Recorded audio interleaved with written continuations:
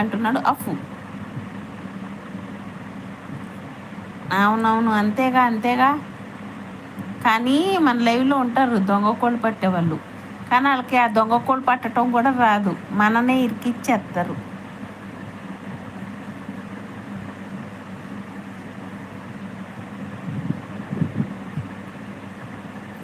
ఇంకొకటి తెలుసా నీకు దారుణం, మన ఇంట్లో కోళ్ళే దొంగతనం చేసి మనకి అమ్మేస్తారు.